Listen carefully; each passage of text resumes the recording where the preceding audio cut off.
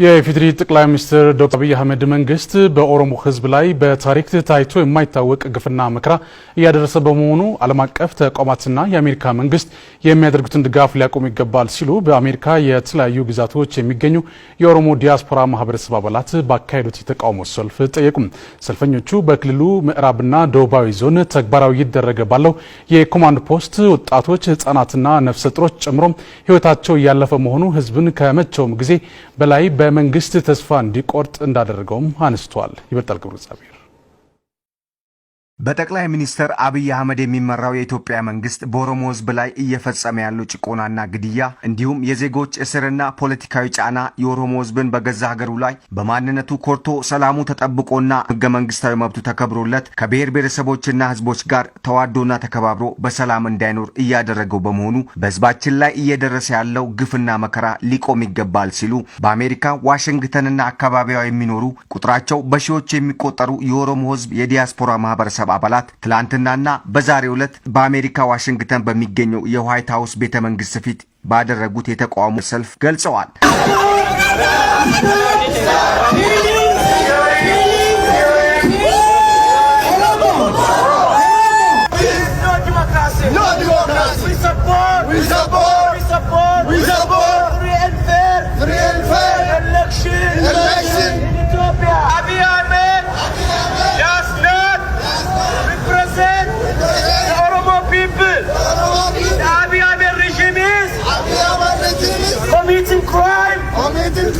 ሰልፈኞቹ የጠቅላይ ሚኒስትር አብይ አህመድ መንግስት አምባገነን ወንጀለኛና በህዝባችን ላይ ግድያን እየፈጸመ ነው በማለት አይወክለንም፣ ለዚህም ፍትህ ይሰጠን ሲሉም የተቃውሞ ድምጻቸውን አሰምተዋል።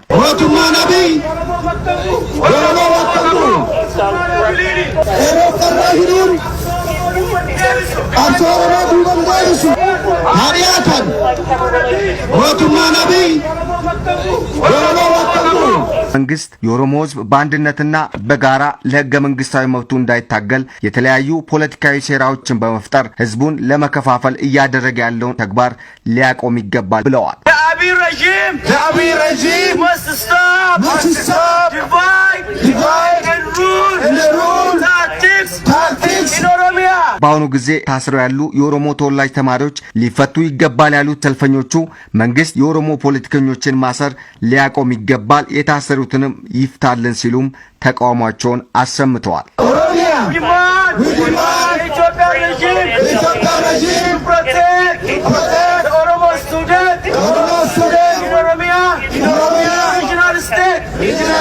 We demand the regime to release all Oromo political prisoners.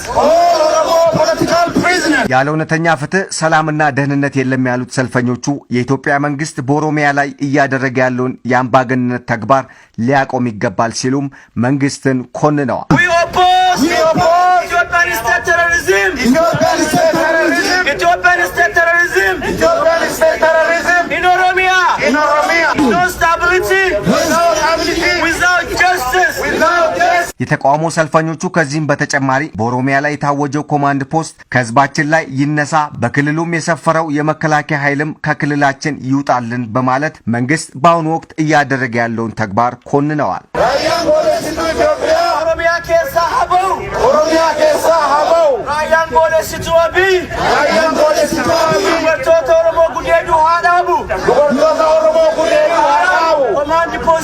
Command posting Abiyin Oromiyaati nafsame atattaman akau የኦሮሞ ህዝብ ጠላት የሆኑ ኃይሎችን እያስታጠቁ የኦሮሞን ህዝብ ለማዳከም ትጥቅ ማስፈታት ትልቅ ወንጀል ነው ያሉት የተቃውሞ ሰልፈኞቹ የኦሮሞ ህዝብን በመግደልና በማስገደል ላይ ያሉ አመራሮች ለዓለም አቀፍ ፍርድ ቤት ይቅረቡልን፣ አሜሪካም ሆነች ሌሎች ዓለም አቀፍ የገንዘብና የልማት ተቋማት ለአምባገነኑ የኢትዮጵያ መንግስት የሚያደርጉትን ድጋፍ ሊያቆሙ ይገባል ሲሉም ተቃውሟቸውን አሰምተዋል።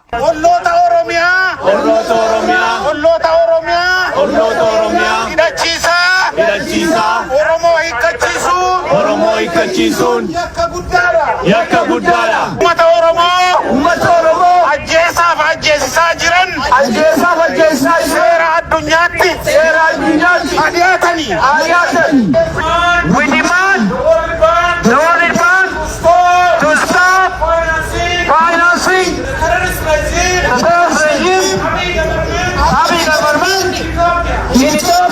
በመጨረሻም የኦሮሞም ሆነ በአገሪቱ የሚገኙ ህዝቦች መብት ይከበር፣ ነጻነታችን ይጠበቅ ያሉት ሰልፈኞቹ ኦሮሞን በመግደል የኦሮሞን ህዝብ ትግል ማስቆም አይቻልም ሲሉም እንደ ቀድሞ የነፍጠኛ ስርዓትን በክልላችንም ሆነ በአገራችን ተግባራዊ ለማድረግ የሚደረገው ጥረት ተግባራዊ አይሆንም ሲሉም በነጩ ቤተ መንግስት ፊት የተቃውሞ ድምጻቸውን አሰምተዋል።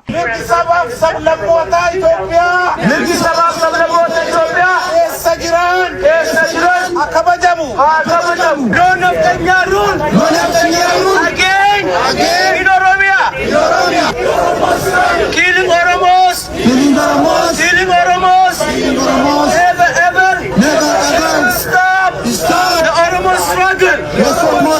No Naftanya rule, again, in Oromia. ጠቅላይ ሚኒስትር ዶክተር አብይ አህመድ ወደ ስልጣን ከመጡ በኋላ በአገሪቱ በተለያዩ አካባቢዎች የተለያዩ ፖለቲካዊ፣ ማህበራዊና ኢኮኖሚያዊ ቀውሶች እየተከሰቱ መሆናቸው የሚታወቅ ነው።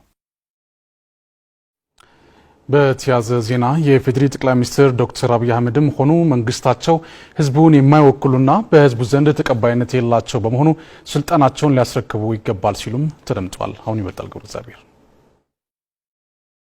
ሰልፍ የወጣንበት ወይም ልንወጣ የተገደድንበት ምክንያት የኢትዮጵያ መንግስት ታይቶ በማይታወቅ ሁኔታ የኦሮሞን ህዝብ የማጥፋት ያህል ጂኖሳይድ እያካሄደ ስለሆነ ይሄንን ለዓለም እና ይሄንን መንግስት ለሚደግፉት ለነዚህ የፋይናንስ ተቋሞች ለቅሬታችንን ለመግለጽ ነው የወጣ ነው። አብይ አህመድ የሚመራ የኢትዮጵያ ወታደር ህፃናትን እየገደለ ስለሆነ የዘር ማጥፋት ያካሄደ ስለሆነ በኦሮሚያ ልጆች ላይ እና ሌሎችንም ብሔረሰቦች እየበደለ ስለሆነ ይሄንን ዓለም እንዲሰማ ድምጽ የሌላቸው አገር ውስጥ እየተበደሉ ያሉ ህዝቦች ድምጽ ለነሱ ሆነን ለዓለም እንድናሳውቅ ነው እዚህ ያለ ነው። ኦሮሚያ ውስጥ ልነገር ከማይቻልበት ደረጃ ላይ ደርሷል ያለው ሁኔታ።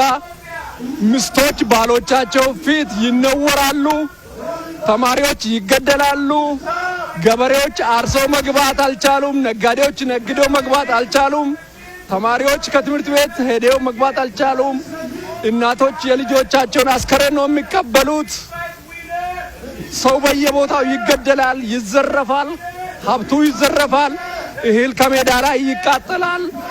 ይህ ነው የማይባል በጨካኝ ነገስታት ውስጥ ታይቶም ተሰምቶም የማይታወቅ ነገር የአብይ መንግስት በኦሮሞ ህዝብ ላይ እያደረሰ በጣም በሚያሳዝን ሁኔታ ህፃናት፣ እርጉዝ ሴት የምታዩት ይሄ ህፃን ልጅ ምን በድሎ ነው በዚህ እድሜው በ5 ዓመት በ7 ዓመት እድሜያቸው በ12 ዓመት እድሜያቸው የሚገደሉት አካል የሚጎለው? ይሄ ከሰው ውጪ ከሰው እኔ መግለጽ በማልችለው ሁኔታ ሰው ከመሆን ውጪ አውሬ ካልሆነ በስተቀር ህፃናት ላይ እንደዚህ አይሰራም። እኔ እናት ነኝ። እናቶች እያለቀሱ ነው ያሉት። እነዛ እያለቀሱ ያሉትን እናቶች ለነሱ ድምጽ ለመሆን ነው እዚህ ያለው። ጠቅላይ ሚኒስትሩ እኔ ኦሮሞ ነው የሚለውን አልቀበልም። በኦሮሞ ህዝብ ዘንድ ምናልባት 1% ላስቀርለት 99% በኦሮሞ ህዝብ ዘንድ ተቀባይነት የለው። ምክንያቱም በኦሮሞ ህዝብ ላይ የኦሮሞ ህዝብ በቀየው በቤቱ አይቶ የማያውቀው ግፍ ነው እያየ ያለው።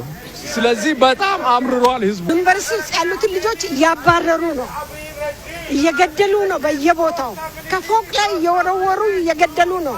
በተለያየ መልክ በበሽታ በረሃብ በቆሎ ያቃጠሉ ነው። የበቀለውን በቆሎ ያቃጠሉ ነው። ሰው እንዳይበላ እንዳይኖር አረመኔ ጎዳና ተዳዳሪ ልጆችን እናት አባት የሌላቸውን ልጆች ሰብስቦ ወታደር አሰልጥነው ነው ወደ ህዝብ የሚለቁት።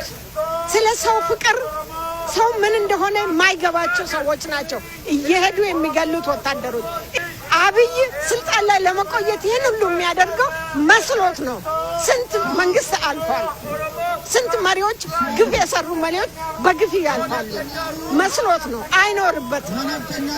ተናግሬ ያለው የአሜሪካን መንግስት የዓለም መንግስታት በዚህ አጋጣሚ ይሄን ሊሰሙ የሚችሉት ሁሉ በኢትዮጵያ ውስጥ ያለው ዲክታተርነት በዓለም ላይ የሌለ፣ በሌላ በኩል ይሄ ሰው የሰላም ኖቤል ተሸላሚ ነው ተብሎ የሚታወቅለት በዚህ ነው። ነገር ግን እውነታው ይሄ ነው። ህዝብን እየጨረሰ ነው። ባይ ዘ ዌይ በዚህ አጋጣሚ ከኦሮሞም ህዝብ ሌላ ለደቡብ ህዝብ በሰሜንም ላሉት ለእንደነ ቅማንት ሁሉ ድምጽ መሆን እንፈልጋለን።